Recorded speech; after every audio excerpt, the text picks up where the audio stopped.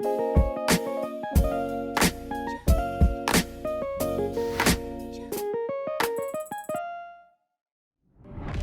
is Tim Clark, president of Wilson Golf, and obviously we've been dealing with this global lockdown, and so to kind of bring some golf to our fan base here at Wilson, we are honored to have Mr. Padraig Harrington, 2020 Ryder Cup captain, 3-time major winner, 20 international tour wins, 6 U.S. tour wins, finalist for the World Golf Hall of Fame. I got it all, buddy. I forget how important you really are until I read your bio.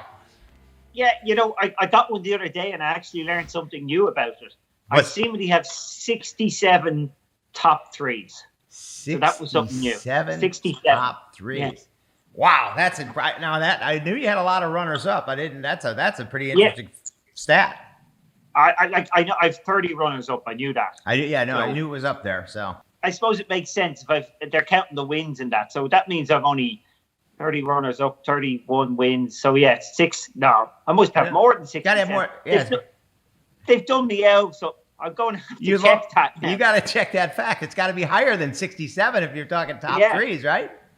Yeah, it must be. Well, I have to go and look at that. Well, first of all, the lockdown, I got to say, you were on the cutting edge. I would say, being here in the States, your videos have been fantastic. They've been entertaining, educational. I've even been locked down in Florida. Pretty much I watch them and I try to do them myself with no success whatsoever, but they're good. Tell me about how that all came about. Stick to them. They will work. Honestly, they will work and make your golf easier and simpler. The reason they came about is, you know me, Tim, we play golf. I really like coaching. I like coaching amateurs more than anything else because, there's a lot more to get into with an amateur. They generally are, it's not a physical thing. It's normally, they're just confused about what's right and what's wrong. So this is something I like, but I never have the time. Again, you know me at tournaments. I'm a little bit busy, haven't I, at tournament? I've always got something to do. I'm always going somewhere. So as much as, I suppose as bad as this lockdown is, and, it is terrible times, it's given me the time to actually go, hang on a second, I can put all this information out there. It's something to do. It's something to get going. And for once in my life, I have the time to spend some time and effort on social media, it doesn't come so easy to me, obviously, all this. I'm learning. I've done a few Instagram lives. It's very exciting. Yeah, that's good. It's better than me. I need people to do all this for me, because if I had to do it myself, nobody would ever hear from me. Yeah, I'm getting there. I put it like this. Nobody's going to say there's anything good coming out of this, but it will be a lot easier for me going forward. I will actually use Instagram and Twitter to post stuff going forward. I've seen that. I've seen it's pretty easy to put something up. I'll put something up most, with tournaments, I'll start posting, whereas I never felt like I had the time because, it's kind of crazy, and this is my personality. For me to write a tweet, I'm so concerned what I'm writing that it could take me 20 minutes to write a simple tweet because I'm worried there's a spelling, that I'm worried how is this coming across. Whereas as you get more comfortable with the things, you realize, you know what, I need to be perfect on the golf course somewhat, but I don't need to be perfect on everything else. So I hopefully will be more relaxed about what I put out there on social media, and because of that, I think I'll do it a lot more going forward. It's been great, honestly, and we got to give an MVP vote to your cameraman, Patty Jr. How many hours has your son had to log to get those photos, those videos completed? I have golf facility outside, which you would see. Yes. So myself, my son Paddy doesn't play much golf, but we're actually doing 3 9-hole putting competitions every day. Okay. So in and around that, we're doing the video work, and again, I wasn't trying to be perfect in the whole thing. I'm not. This is not being produced. So we're normally rattling them off. Maybe one go. Sometimes we've had to have a second go. It does get frustrating if I start saying, "Come on, we'll do that one again," and mess it up. And again, it's the perfectionist in me. I have to be careful because sometimes you say the one wrong word in the middle of 10 minutes. I don't know how to edit it out, so I'd have to do it again, sort of thing. Well, let's talk a little bit more about your, obviously, golf You're a legend in the game. You've done so many things, and you got so much more in front of you. Let's put it in perspective. Obviously, this new schedule comes out. I know, obviously, the European Tour schedule is being modified. You're the captain of the biggest golf event that's staged every 2 years, the Ryder Cup. How does this change your ability to see players, be with players, interact with players? Has it been difficult? Well, first thing on the Ryder Cup, they've just come out and categorically said they are not holding it behind closed doors. Okay, they did. That rumor came out at the weekend. The very first thing I've got to say is we're planning to have a Ryder Cup in September, but we're definitely not having it if the spectators can't go. Okay, that's good. That's good. I think that's good news for everybody. Everybody wants the atmosphere. It's actually probably not to my. It's probably to my disadvantage because I'm an away captain. Yeah, the fanless one might be to your favor. Yeah, well, I was thinking about. I don't want to be Ryder Cup captain if I can't bring my friends and family. Yeah, of course. I know it's a big deal to everybody, but it's a big deal to me, and I don't want to be there unless people who worked with me over the years, people I've friends can't enjoy being there with the captain, sort of thing. So I'm happy that that's being concluded. Obviously, as regards the team selection, we've looked at a number of different mathematical models when we get back to play, what we will do, how we will get it. They're very fair to the players, I've got to say. I've looked at the scenarios, and they give players an opportunity, and they certainly don't discount the good play that some of the players have put in. Fears, would be how much European players will get played before the Ryder Cup compared to some of the US players if they get back in June. Right.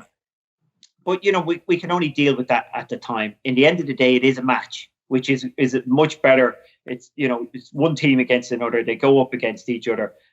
On the given day, you just go head to head. You play as hard as you can, and at the end of the day, end of the week, you shake hands and say, "Well, let's do it again." And that's kind of the way the Ryder Cup is played now. I think if you went back when I started in the 90s and pre-90s, there was a lot of acrimony between the teams. We didn't know each other. You'd be surprised. Back in the 90s, European players didn't know US players. We had to be introduced, and there wasn't the opportunity to play tournaments back then and mix. Now all the players, if you're a Ryder Cup player, you're playing a lot. You're playing probably a dozen events on a world schedule at least, if not more.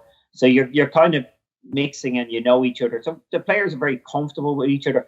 But once that match comes around, we play really hard in the tournament. It's no quarter given during the matches, but afterwards we're pretty good. I was fortunate enough to be at the big European win in Detroit, and was at the big celebration party that evening. So to me, it's I was at the Ryder Cup at Medina when the Euros made the big comeback. So you guys have a great history of performing under those team conditions, which is amazing how well you guys have done. You picked two wins that we've had in the States, and to be honest, it's really tough for us to go and beat you guys. Like, it was a miracle at Medina. We lost heavily in Hazeltine. We lost heavily in Valhalla. It's as tough for us to win in the States as it is for the US team to come to Europe. We're both playing now to home advantage. And one is spectators, there's no doubt about it. But just the way the golf courses are set up, in Europe, we're going to make them very tight, where par is a good score. And in the States, if Hazeltine is anything to go on, Valhalla, it's a birdie fest. Right. With extremely fast greens that, if you went to both those tournaments, you'll have plenty of players coming in. They're saying, they made 9 birdies in a round. Well, there was nobody making 9 birdies at Paris National. If you made 9 pars, you were good enough. You're up and running. Well, that brings me to my next question is, Whistling Straits, and it's funny, obviously I have the privilege of seeing golf on a global scale, but I think there's a lot of people in America that actually view Whistling Straits as kind of a links course. How would you describe that course compared to what you're used to in Ireland with all the great links models you have? There's no doubt it is a links style golf course, and very much you have to see what you get in any given day to decide how you're going to play it. I went there with a year to go, and I was there for 3 days. And during the 3 days, the first day it was 86 degrees and humid. The second day was heavy thunderstorms, raining, and a fog delay at one stage. And the third day, it was people were out bobble hat cold. They were wearing bobble hats on the golf course, and it was blowing a gale. So you can't just turn around and, obviously they'll have forecasts, but the golf course itself could determine how it's played rather than the players. And that's certainly an advantage for the Europeans that we, again, it's a tough task. If you were asking me to go to play Hazeltine, it would be a tough task to lead a team in there. You're playing against the US players on the courses, the style that they've been grown up accustomed to. Whereas, at least Whistling Straits, it's somewhat in between, but it gives us a fighting chance for sure. Well, when you look back at your career now, and obviously you got a lot of things going forward, but talk back and just say that was nice of you, Tim. No, I mean that. You're in great health. Your game. You're still capable of winning on any given week, and here in the States or across the pond. I think the question I have is when you look back now and you think about your decision to turn pro and what that felt like playing on a Walker Cup team, and if you just look back at your career and obviously 3 major championships, Ryder Cup victories, kind of walk people through what, as you hit those milestones, how they hit you. I say to when I'm talking to kids coming up, I always stayed in my own pond. When I was 15, I played under 15 boys golf and became the best.